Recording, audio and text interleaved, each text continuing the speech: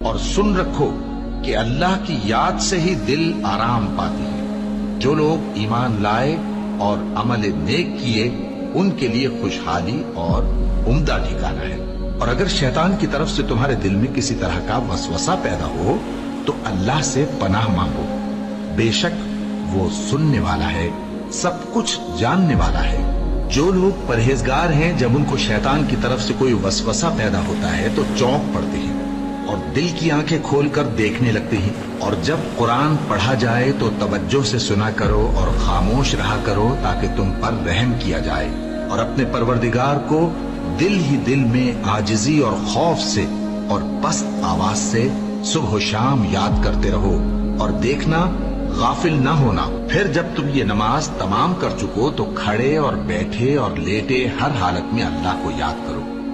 پھر جب تم مطمئن ہو جاؤ تو پورے آداب کے ساتھ نماز